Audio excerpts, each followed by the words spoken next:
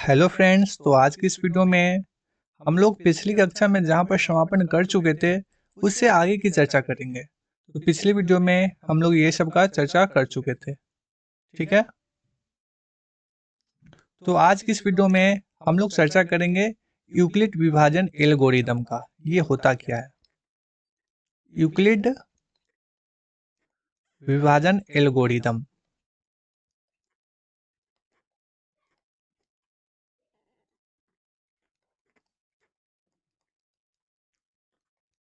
Euclid विभाजन algorithm आखिर क्या बला है ये? अच्छे अच्छे को ये चीज समझ में नहीं आता है। बस फॉर्मूला उसका याद कर लेता है और फॉर्मूला से हर एक क्वेश्चन को वो बनाता है बस। तो सबसे पहले आपको समझना होगा ये जो यूक्लिड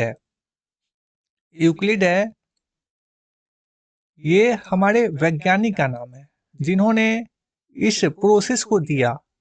यानी ये जो तरीका सबसे पहले खोजा उन्हीं का नाम है, जो एक बहुत बड़े महान गणितज्ञ थे जिनका नाम है यूक्लिड। ठीक है।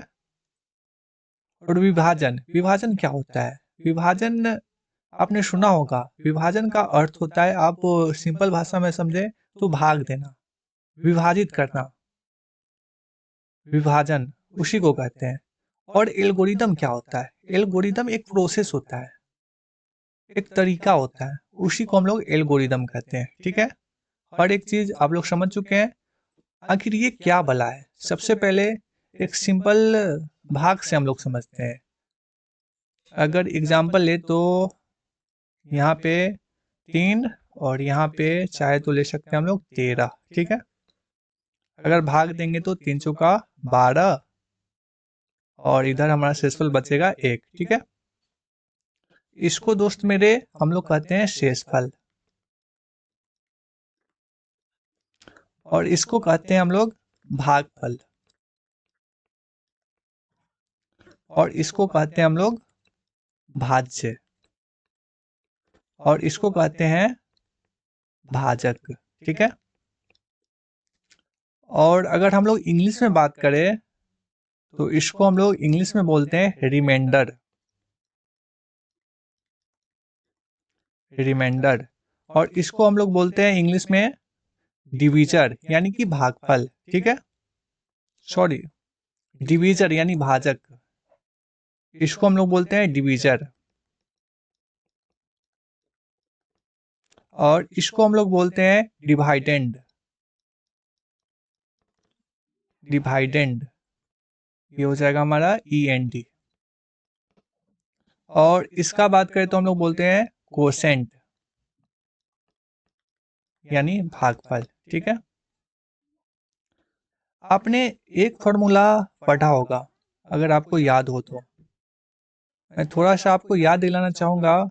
एक फॉर्मूला होता है भाज्य बराबर भाजक गुने भागफल, भाजक गुने भागफल प्लस शेषफल। अगर आपको याद हो तो, नहीं याद है तो कोई बात नहीं, हम यहाँ पर हर एक चीज आपको रिकैप करवाएंगे। ठीक है। भाज्य, इसको दोस्त मेरे हम लोग डिनोट करते हैं भाज्य को, इसको डिनोट करते हैं हम लोग A से और इसको डिनोट करते हैं B से और इसको डिनोट करते हैं हम लोग Q से और इसको R से।